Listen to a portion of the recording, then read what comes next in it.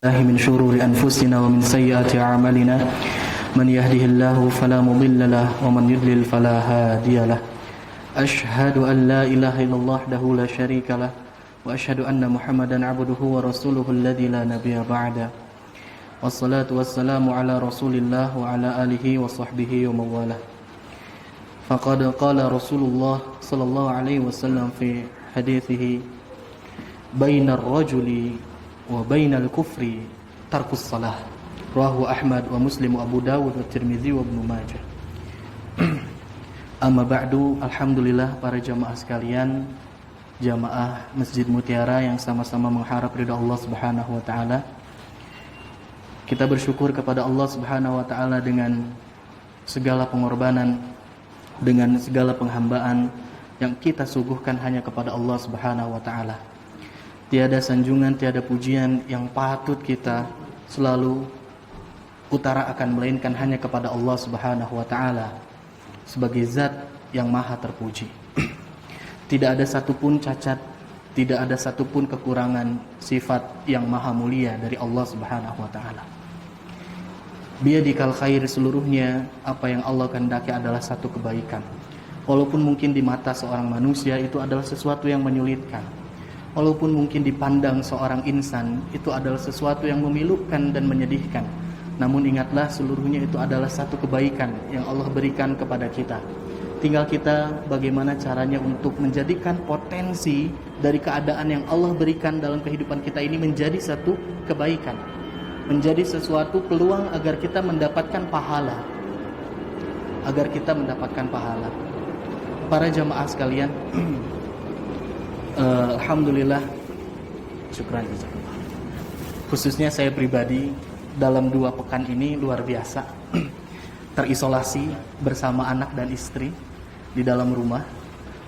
Alhamdulillah untuk masalah sedikit curhat dulu ya Pak ya. Untuk masalah makanan, asupan, wah sudah disuplai full oleh jamaah semua. Kami ucapkan jazakumullah khairan. Hanya Allah yang akan memberikan balasan yang terbaik kepada jamaah sekalian. Dan juga dorongan doanya luar biasa, alhamdulillah, sehingga kami dalam keadaan sehat dari awal sampai akhir. Bahkan timbangan saya naik 1,5 kilo. Luar biasa, alhamdulillah.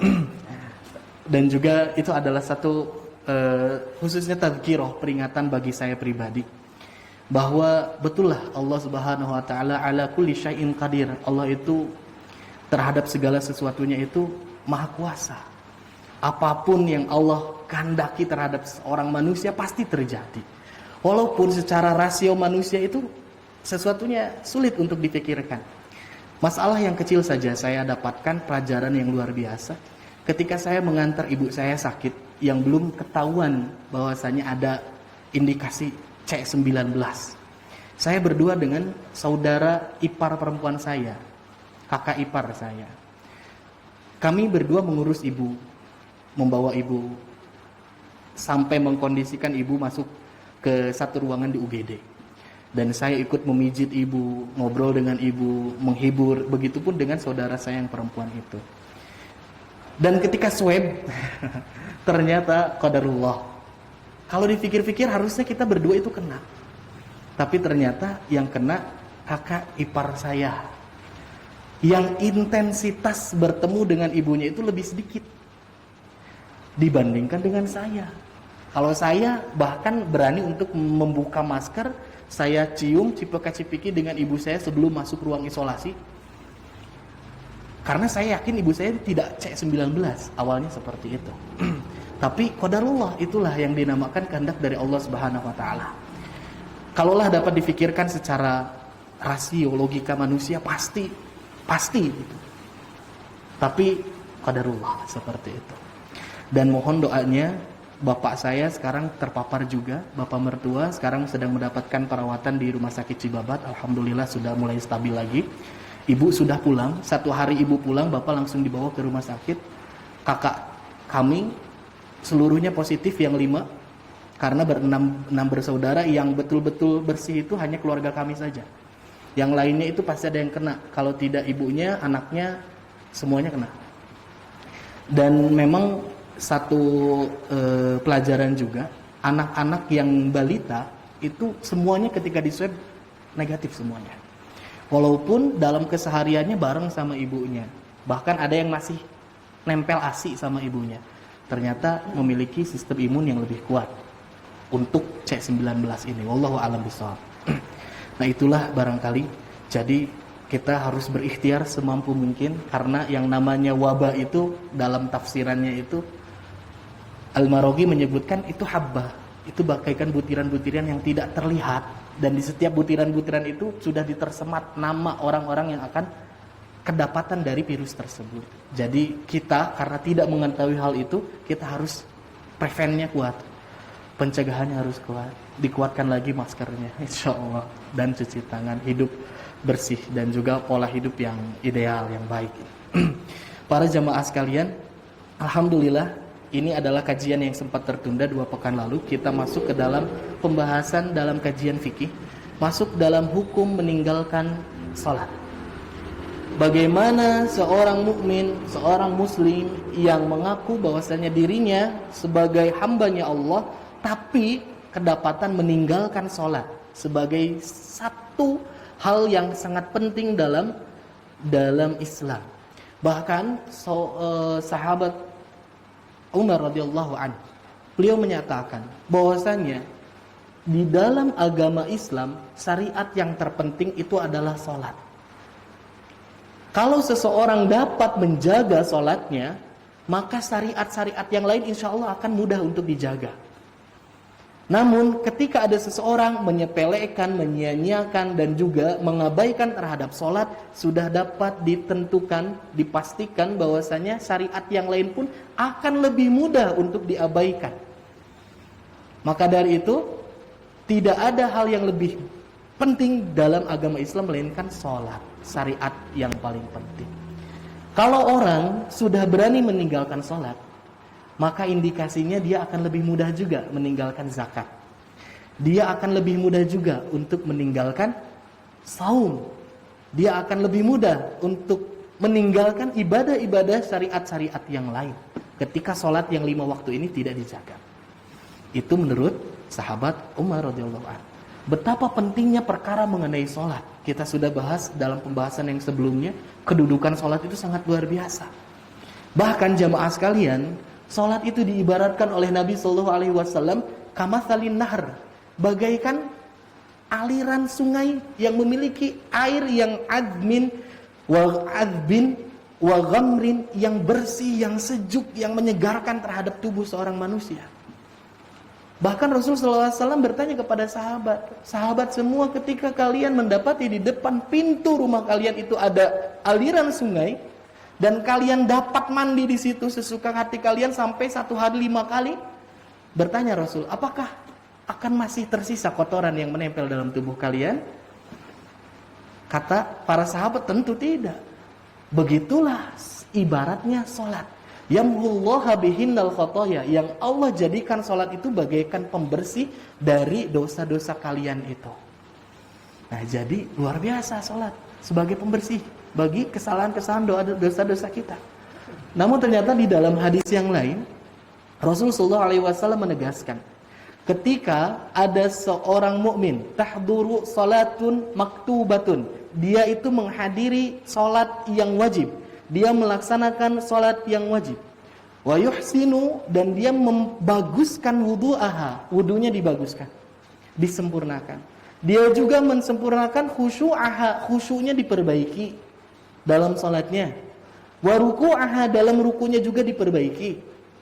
Fa innalahu kafaratun, maka bagi orang yang seperti itu dia akan mendapatkan kifarat, pelebur, penghapus atas apa? 5 qablaha minadz-dzunub, terhadap dosa-dosa yang telah dia kerjakan, malam tu'ti al-kabirah, selama tidak terjelembab dalam dosa-dosa yang besar. Nah, jadi ini yang harus digarisbawahi.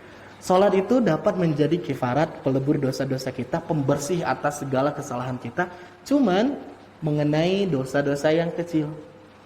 Tapi untuk dosa-dosa yang besar masih tetap kita berkewajiban untuk bertaubat, beristighfar, meminta ampunan secara khusus kepada Allah terhadap dosa yang kita kerjakan, dosa yang besar itu. Nah, jadi jangan ada juga karena mendengar hadis ini, baiklah maksiat, oke. Nggak apa-apalah ingkar janji, nggak apa-apalah berdusta, berbohong, apapun dilakukan, yang penting sholat dijaga, nanti juga terhapus sendiri. Kalau ada pikiran seperti ini adalah sesuatu yang keliru. Karena sholat itu hanya menghapus terhadap sesuatu dosa-dosa yang tatarannya tataran yang kecil. Tapi yang besar, tetap kita wajib untuk memberikan taubatan nasuha di hadapan Allah Subhanahu Wa Taala. Bahkan di ujung hadisnya, Rasul SAW menyatakan wadzalika dahra kullah. Dan ini penghapusan dosa-dosa ini akan terus terulang dan terjadi sepanjang masa sampai kapanpun. Terus dosanya dihapuskan selama dia sholat, menjaga sholatnya, dan terhindar dari dosa yang besar. Itu adalah mengenai sholat. Maka dari itu, saking tingginya perkara mengenai sholat, fadilahnya luar biasa, faidahnya luar biasa, maka sanksi, punishment, hukuman juga berat bagi orang yang meninggalkan sholat yang wajib ini. Said Sabiq menyatakan, jamaah sekalian, di dalam kitabnya ini, Fiqhus Sunnah, tarkus sholati, ketika ada seseorang yang meninggalkan sholat, juhudan biha, dia itu meninggalkan karena mengingkari terhadap sholat itu, dia menentang terhadap sholat itu, wa inkaran laha, dan dia juga mengkufuri terhadap syariat sholat itu, sudah dapat dipastikan kufrun wa khurujun an millatil Islam. Maka orang yang seperti ini, dia itu dianggap orang kafir, dicap sebagai orang kafir, yang dia juga divonis keluar dari agama Islam. Kalau ada orang yang dia menentang terhadap sholat, dan dia juga mengkufuri terhadap sholat itu sendiri, menganggap bahwasanya sholat itu tidak wajib yang 5 waktu, menganggap bahwasanya sholat ini adalah sesuatu hal yang halal untuk ditinggalkan, ini disebut orang kafir. Dan juga divonis keluar dari Islam. Ini yang pertama, jemaah sekalian. Yang kedua, Imam Qadhi Iyad rahimahullah, beliau menyampaikan bahwasanya orang mukmin juga bisa dikategorikan sebagai orang kafir ketika dia meyakini bahwasanya sholat yang 5 waktu itu tidak sesuai dengan syariat yang diberikan oleh Rasul sallallahu alaihi wasallam. Contohnya, dia mengingkari terhadap jumlah rakaat. Dia mengingkari terhadap gerakan-gerakan salat yang mutawatir, yang memang sudah dicontohkan turun-temurun dari Rasul sallallahu alaihi wasallam. Karena banyak merebak orang-orang yang menganggap bahwasanya salat yang lebih penting itu salat hati, salat batinnya. Kalau misalkan bayangkan bahwasanya maksud sholat dalam batinnya itu dia menjaga agar dirinya tidak masuk ke dalam perbuatan tanha anil fahsya'i wal munkar itu, fahsya dan munkar, perbuatan keji dan juga munkar, maka itu tidak apa-apa. Tapi ketika dia meyakini bahwasanya yang penting sholat hati, zahirnya nggak usah ke masjid, yang penting hatinya sholat. Nah, ini pun bisa dikategorikan sebagai orang yang kafir, karena menyelisihi terhadap apa yang telah Rasul SAW ajarkan dengan sholat yang kita laksanakan seperti biasa. Nah, jadi itu pertama. Dan ini merupakan ijma'il muslimin. Ini merupakan kesepakatan seluruh kaum mukminin. Ulama bersepakat mengenai masalah ini. Maka dari itu, kalau misalkan ada orang yang memiliki alibi, sholat itu nggak penting, yang penting itu akhlak. Ngapain banyak ke masjid, rajin-rajin ke masjid kalau akhlaknya jelek, istilahnya seperti itu. Yang penting diperbagus akhlaknya dulu lah, segala macam. Nah, ini adalah sesuatu hal yang menyudutkan terhadap Islam. Sebetulnya ini adalah omongan-omongan yang merusak terhadap pola pikir kaum muslimin. Sholat harus tetap dilakukan, walaupun orang-orang yang ikut sholatnya mungkin dalam kesehariannya akhlaknya belum sempurna. Tidak apa-apa, malah sholatnya sebagai salah satu cara agar akhlaknya itu menjadi sempurna, menjadi baik. Jadi tidak karena akhlaknya jelek, buat apa sholat? Nah, tidak seperti itu. Jadi sholat itu harus selalu dilakukan. Para jamaah sekalian, itu adalah merupakan ijma, kesepakatan para ulama seluruhnya mengenai kafirnya. Aduh, jadi kayak benang layangan. Terus ditarik. Ya.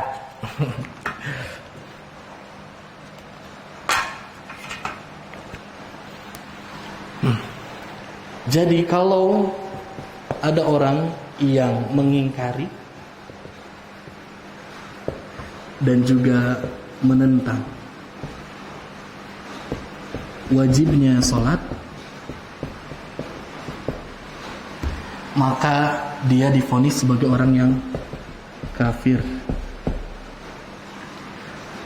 keluar dari agama Islam. Billah. Bentuk penentangan yang pertama seperti ini. Yang kedua, bisa jadi dia menentang atau memiliki satu prinsip bahwasanya sholat itu dilakukan dengan tidak merujuk pada hal yang subut. Maksudnya sholat yang sudah tetap dengan cara yang sudah tetap, yang zahir. Ini pun bisa masuk ke dalam kafir. Nah, yang kedua, ini yang menjadi pertentangan para ulama mengenai hukum orang yang meninggalkan sholat. Dia tidak sholat karena malas ataupun karena ada kesibukan yang membuat waktunya habis sehingga dia tidak dapat melaksanakan sholat. Tapi hatinya tetap meyakini sholat itu adalah satu kewajiban. Para ulama berbeda pendapat mengenai menghukumi orang yang seperti ini. Yang pertama, orang yang dia meninggalkan sholat karena mengabaikan sholat itu, tapi tetap dalam hatinya dia meyakini bahwasanya sholat itu adalah sesuatu yang wajib, dan dia merasa bahwasanya dia melakukan satu kesalahan, maka para ulama menyebutkan dia divonis sebagai orang yang kafir juga, karena meninggalkan sholat. Sholat itu tiang agama. Ketika tiangnya runtuh, bangunannya roboh, dia divonis sebagai kafir, dan juga dia keluar dari agama. Kedua, para ulama menyebutkan kalau orang yang seperti ini, dia tidak sampai kafir secara hakiki, tapi dia divonis sebagai pelaku maksiat dosa besar. Dia telah melakukan satu dosa yang besar, dan dia dihukumi sebagai orang yang fasik. Orang yang fasik, orang yang masih meyakini bahwasanya Allah Subhanahu wa taala sebagai Tuhannya dan meyakini seluruh syariat Islam dengan sempurna, tapi dalam pengamalannya bolong-bolong. Itu adalah orang yang fasik. Nah, kalau ini ditambahkan, kalau misalkan orang sudah ketahuan ada orang yang tidak sholat karena malas, karena kesibukan segala macam, maka wajib pemerintah ataupun hakim untuk menyuruhnya taubat. Kalau tidak mau bertobat, maka had dilayangkan. Had ini adalah hukuman Islam dalam syariat Islam. Hadnya itu apa? Qital. Bisa jadi orang ini berhak untuk dibunuh. Yang ketiga, sama dosa besar, sama fasik, tidak sampai menjadi kafir. Kalau ini harus oleh hakim itu diberikan takzir, peringatan yang sangat keras. Kalau misalkan sambil diperingati masih tetap nggak mau bertaubat, nggak mau benar melaksanakan sholatnya terus menerus seperti itu, dia dipenjara. Dan kedua-duanya diwajibkan untuk bertaubat dengan taubat nasuha. Ini jamaah sekalian rangkuman dari para ulama mengenai hukum orang yang meninggal sholat karena malas. Kalau ini mah karena dia menentang dan mengingkari. Kalau ini karena ada kesibukan. Mengapa para ulama sampai berbeda pendapat seperti ini? Kita akan bahas di dalam hadis-hadis yang menjadi rujukan. Pada dasarnya semuanya ini hadisnya sama. Dalil-dalil yang dipakai sama, cuman dalam memahaminya yang berbeda.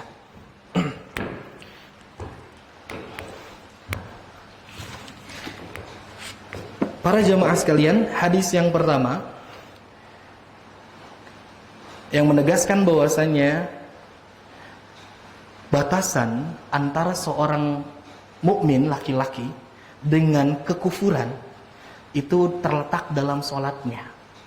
Maka dari itu ketika sholatnya ditinggalkan, otomatis dia sudah masuk ke dalam orang yang kufur. Nah, itu dalil yang pertama. Yang pertama tadi saya sebutkan. Yang kedua, An Buraidah qala Rasulullah sallallahu alaihi wasallam, al-ahdu alladhi bainana wa bainahum as-shalah.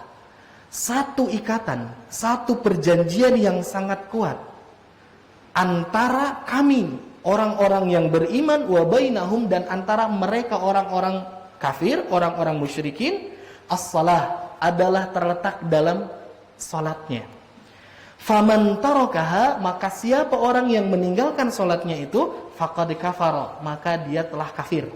Sama, pertama disebut kafir, yang kedua pun hadisnya disebutkan kafir. Yang ketiga, ini menceritakan bahwasanya Rasul sallallahu alaihi wasallam bersabda, "Man hafadha 'alaiha kanat lahu nuran wa burhanan wa najatan yaumal qiyamah." Kata Rasul sallallahu alaihi wasallam, orang yang menjaga terhadap salat yang 5 waktu, dia akan mendapatkan cahaya, nur, dia akan mendapatkan burhan. Satu alasan yang kuat di hadapan Allah Subhanahu wa taala. Kalau kita mah istilahnya apa ya? Punya jaminan di hadapan Allah Subhanahu wa taala. Wa najatan yaumal qiyamah, dan dia pun pasti akan diberikan pertolongan, kesuksesan nanti ketika datangnya hari akhir.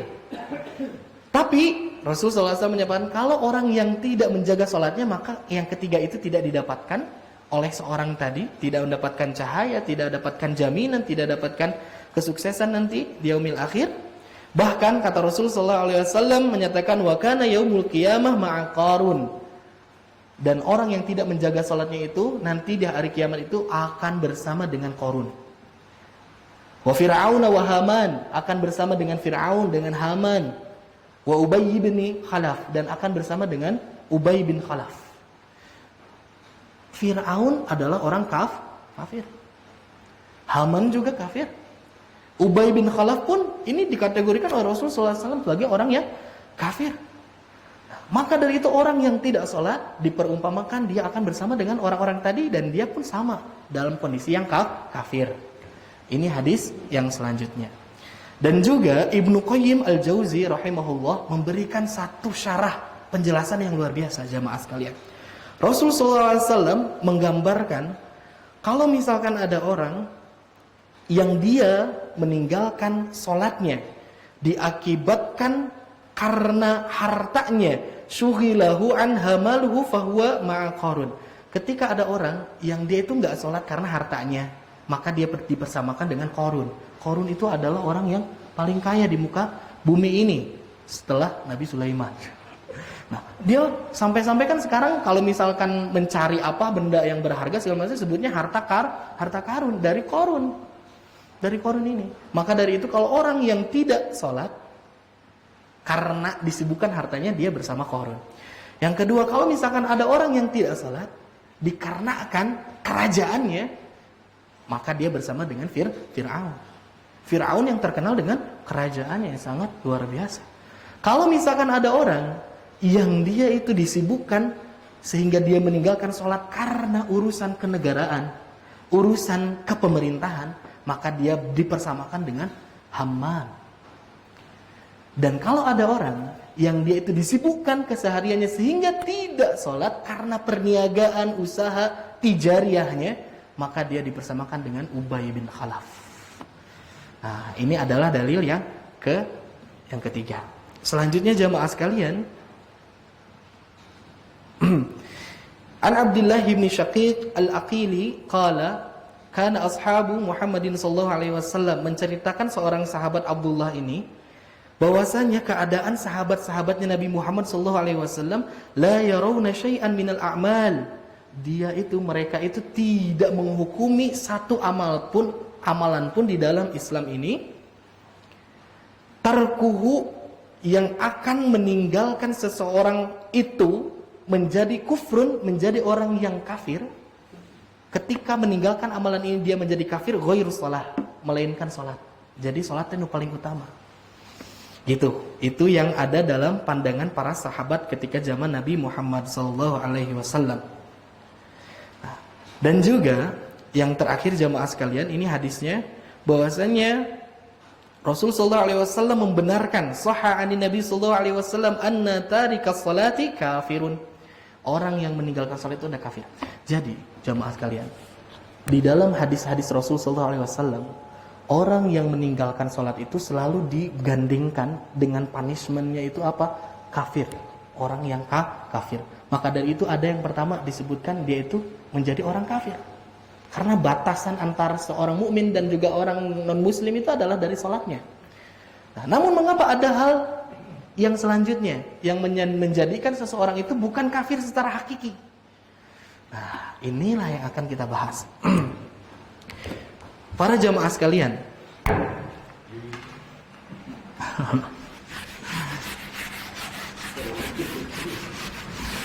nah, kedua alasan mengenai para ulama ini menyebutkan bahwasanya dia itu masuknya fasik, tidak sampai menjadi kafir, karena Rasul sallallahu alaihi wasallam itu menyatakan hadis yang kita bahas dalam pembahasan kajian tauhid, bahwasanya Allah Subhanahu wa taala akan mengeluarkan setiap mukmin muslim yang dia itu ada dalam hatinya la ilaha illallah, ada keimanan. Maka dari itu tidak dipersamakan dengan kafir. Kalau misalkan orang yang seperti ini, karena ini ada tauhid, ini intinya. Kalau misalkan orang sudah kafir, otomatis dia tidak mendapatkan syafaat, sehingga orang ketika udah masuk neraka bisa diangkat dari neraka masuk ke dalam surga. Kalau dihukumi sebagai orang kafir, otomatis. Sedangkan dengan adanya secerca iman saja, maka itu adalah jaminan untuk mendapatkan surganya Allah Subhanahu wa taala. Walaupun dia mungkin di dalam nerakanya luar biasa, dihukumnya betapa lamanya, betapa luar biasa, betapa siksaan yang pedih dan juga berat. Nah, yang kedua, ini merupakan pendapat dari Imam Asy-Syafi'i, Imam Abu Hanifah dan juga Imam Maliki. Kalau Imam Ahmad cenderung kepada mengkafirkan. Yang sahihnya seperti itu. Dan juga ini dinyatakan sebagai orang yang bukan kafir karena apa? Kembali lagi merujuk kepada bahwasanya Allah itu akan mengampuni dosa seluruhnya, melainkan dosa syirik. Wa yaghfiru ma duna dzalik, dan Allah akan mengampuni dosa selain daripada itu atau yang di bawah dibandingkan itu. Maka dari itu kalau orang dia itu sebetulnya beriman tapi dia lalai, abai, ada meninggalkan salatnya. Kadang-kadang dia lupa untuk mengerjakan salat sehingga dia habis waktunya, maka itu masuknya ke dalam insyaallah Allah memberikan ampunan maghfirahnya nanti. Nah, itu adalah alasan-alasan di antara para ulama menyebutkan dia itu tidak masuk ke dalam kafir. Yang akan saya bahas sekarang, kata kufrun itu sendiri. Jamaah sekalian, kufrun itu, kalau misal kufrun itu adalah perbuatannya. Ini bisa disebut pengingkaran. Arti dasar kufrun itu dia menutup. Menutup dari apa? Dari hidayah Allah. Menutup dari Islam. Maka dari itu orang kafir, dia itu tandanya adalah orang yang menutup hatinya, menutup dirinya dari hidayah Islam, dari hidayahnya Allah Subhanahu wa taala. Kufrun itu adalah perbuatannya, kafir itu adalah orangnya. Nah, jamaah sekalian, para ulama menyebutkan kufrun itu dibagi menjadi dua, sama seperti dalam masalah syirik. Ada yang al-kufrul akbar, ada yang kedua al-kufrul asghar. Jadi tidak semena-mena ketika di dalam hadis Nabi SAW dikatakan kafir, ada kalimat kufur, bukan maksudnya dia langsung keluar dari agama Islam. Apa contohnya? Contohnya hadis yang sering kita dengar, yang sangat populer. Rasulullah SAW menceritakan, uritun nar, aku diperlihatkan neraka. Fa'aktsaru ahliha, dan aku melihat yang paling banyak ahli neraka itu di dalamnya an-nisa'u, perempuan. Kita sering dengar ya hadisnya itu. Yang paling banyak nanti di neraka itu adalah kaum perempuan. Rasulullah SAW melanjutkan, beliau menyebutkan yakfurna. Dia itu telah kufur. Sampai sini. Nah, maka dari itu para sahabat dalam satu kesempatan bertanya, hal yakfurna billahi, apakah mereka itu kufur terhadap Allah Subhanahu wa taala? Nah, kata Rasulullah SAW, yakfurnal ashir, mereka itu kufur terhadap suami mereka. Nah, jadi ketika ada kata kafir itu tidak langsung divonis sebagai keluar dari Islam. Yakfurnal ashir wa yakfurnal ihsan, mereka itu kufur terhadap kenikmatan yang diberikan oleh suami mereka. Apa bentuk kekufuran perempuan-perempuan ini?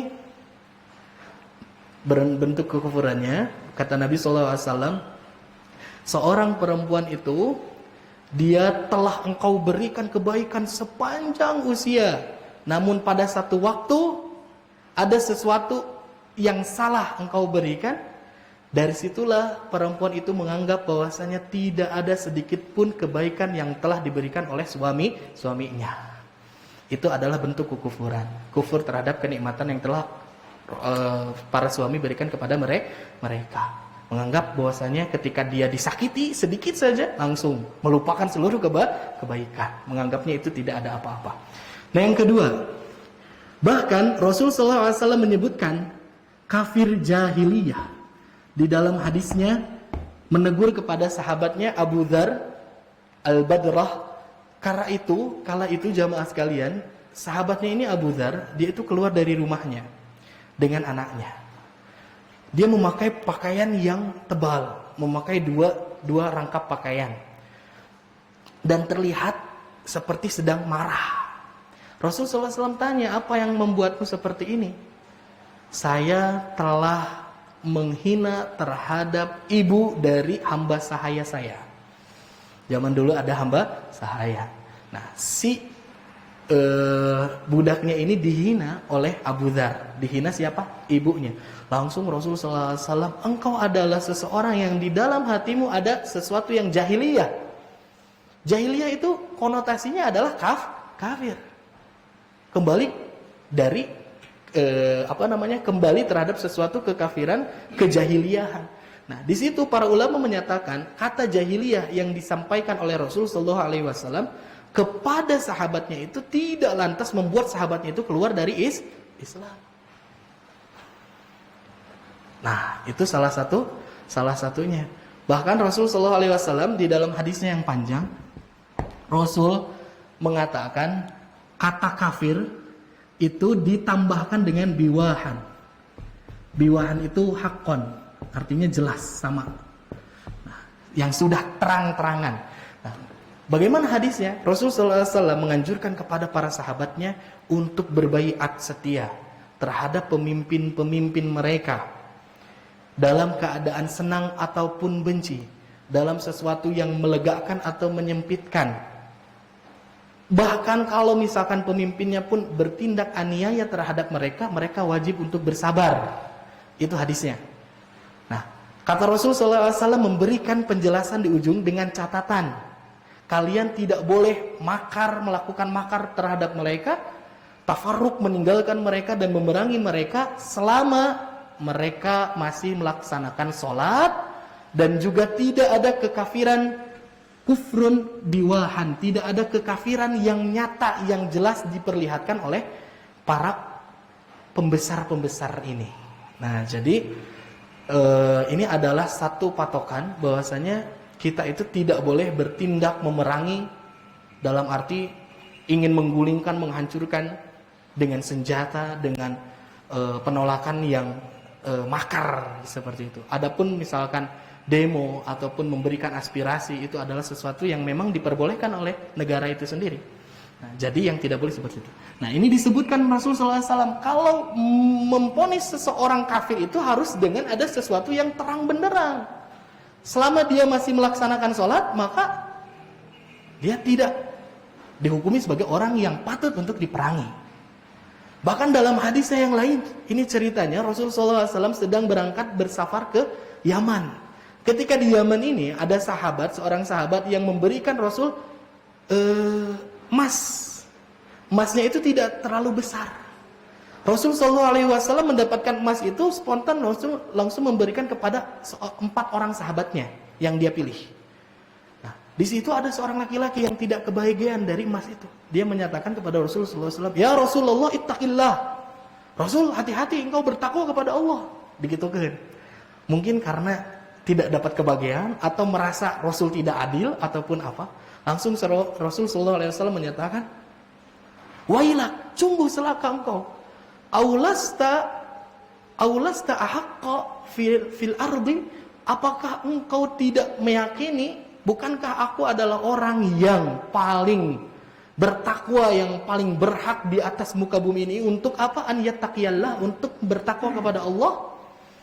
Bertanya Rasul kepada seorang yang tadi menyebutkan seperti itu, tersopan gitu ya, karena Rasul takwa Rasul ke Allah gitu. Mendengar itu, Khalid bin Walid langsung naik darah, naik pitam, menyatakan kepada Rasul, "Ya Rasul, apakah boleh saya penggal lehernya si orang itu?" Orangnya ngeleos. "Apakah saya boleh untuk penggal dia?" Kata Rasulullah SAW, "Enggak, jangan. Selama dia masih melaksanakan sholat, jangan." Gitu. Selama dia masih melaksanakan sholat, jangan. Kata Khalid bin Walid, tidak puas dengan jawaban Rasulullah SAW. "Rasul, orang-orang itu banyak berkata sesuatu apa yang tidak ada di dalam hatinya. Bisa wae eta teh bohong gitunya. Bisa wae munafik seperti itu." Rasul pun menjawab, "Aku tidak diperintah dan dititah untuk mengorek-ngorek isi hati manusia dan membelah perut mereka." Jadi Rasulullah SAW melihat sesuatu dari zahir. Selama dia masih sholat, selama dia masih la ilaha illallah, maka tidak boleh diganggu harta, kehormatan, dima, darahnya, dan juga nyawanya. Seperti itu. Para jamaah sekalian, nah, jadi di dalam kufur yang asgar ini, walaupun kata-katanya kafir, ada kufur di kalimat Rasulullah SAW, namun ini tidak dimaksud dalam khurujum minal millah, anil millah, tidak dikategorikan sebagai keluar dari millah. Maka dari itu Ibnu Hajar Al-Asqalani menyatakan, setiap ada kata kafir yang dinisbatkan untuk perbuatan maksiat, misalkan ada dosa, ada sesuatu yang dilanggar, maka itu tidak dihukumi kafir, namun itu menandakan dosa besar. Dan para ulama bersepakat ketika ada kata kafir mengenai maksiat dan dosa, itu bentuk, istilahnya itu taglib. Ini adalah penguatan, peringatan yang sangat keras mengenai dosa ini. Salat disebutkan kafir, ini adalah taglib dari Rasulullah SAW agar orang-orang itu jangan menyepelekan terhadap salat.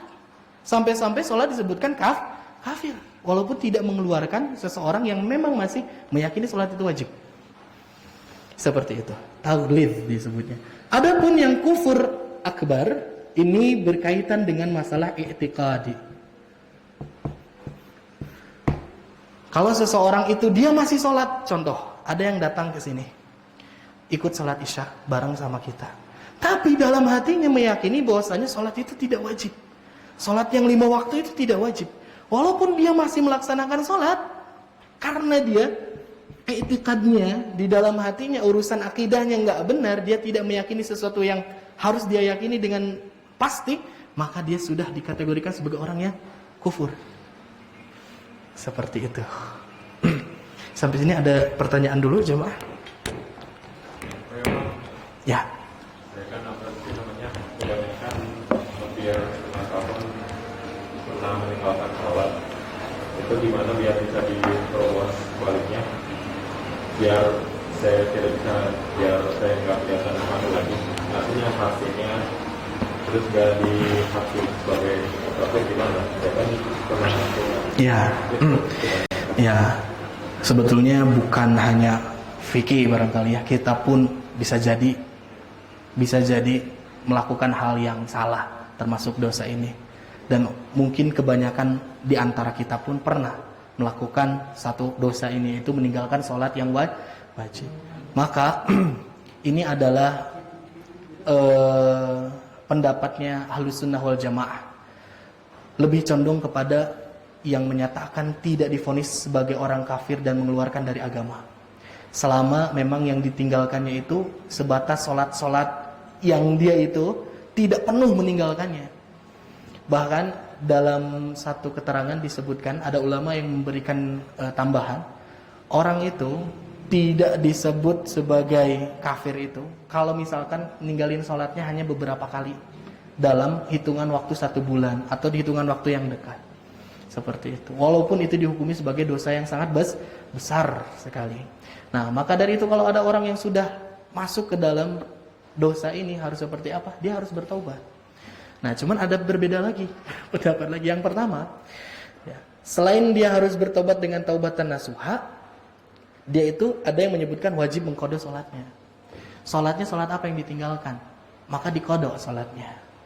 Nah, tapi ada juga yang menyatakan bahwasanya sholat itu tidak berhak dan tidak wajib untuk diqadha. Nah, qadha itu adanya dalam saum, tidak dalam salat. Kami diperintahkan untuk mengqadha saum kami, namun kami tidak diperintahkan untuk mengqadha salat kami. Nah, itu dalil yang dipakai. Nah, jadi ada yang memaknai bahwasanya itu mah khusus buat orang yang haid. Nah, ketika haid dia kan tidak boleh salat, tidak boleh saum. Nah, kalau saumnya wajib diqadha, dan juga sholatnya tidak perlu diqadha. Tapi di luar itu, bagi kita laki-laki atau siapapun yang tidak melaksanakan sholat, maka wajib mengqadha. Itu adalah alasannya. Jadi fikih, kalau misalkan memang pernah meninggalkan sholat, maka harus bertaubat dengan sebaik-baik mungkin, harus meyakini itu adalah suatu kesalahan, dan juga memperbaiki dengan amalan-amalan soleh fikih, gitu ya. Apalagi kalau udah lupa berapa jumlah sholat yang ketinggalan, seperti itu. Allahu a'lam bishawab. Itulah jamaah sekalian. Jadi hati-hati mengenai perkara sholat ini. Bukan berarti kita menyepelekan terhadap sholat sehingga tidak disebut sebagai orang kafir, orang yang meninggalkan. Memang Rasul SAW memberikan batasan-batasan untuk memvonis kafir. Karena zaman sekarang banyak orang yang mudah takfiri, itu banyak. Mudah mengkafir-kafirkan orang dengan akibat sebab apa? Dosa. Misalkan, kamu teh udah melakukan ini, kamu teh orang kafir segala macam, seakan-akan mudah. Padahal di dalam Islam tidak semudah itu. Ada batasan-batasannya, dan para ulama pun sama seperti yang dijabarkan tadi, berbeda pandangan mengenai hal ini. Dan insya Allah mudah-mudahan mereka seluruhnya, ulama-ulama kita, guru-guru kita, diberikan rahmat oleh Allah Subhanahu Wa Taala. Amin ya Allah Rabbal Alamin. Mungkin itu saja dulu pembahasannya. Kalaupun tidak ada pertanyaan, insya Allah nanti kita akan lanjutkan di pembahasan selanjutnya, itu mengenai bagaimana sholatnya anak kecil. Anak kecil tuh hukum sholatnya dihukumi seperti apa. Udah gitu mengenai waktu-waktu, mengenai sholat itu batasan waktunya seperti apa, nanti kita bahas satu demi satu insya Allah. Kita tutup saja pengajian kita pada malam kali ini dengan bacaan hamdalah dan doa kifaratul majlis bersama-sama. Alhamdulillahirabbil alamin. Subhanakallahumma wa bihamdika asyhadu an la ilaha illa anta astaghfiruka wa atubu ilaik. Mohon maaf atas segala kesalahan dan kekurangan. Aqulu qouli hadza wa astaghfirullah li wa lakum. Wassalamualaikum warahmatullahi wabarakatuh.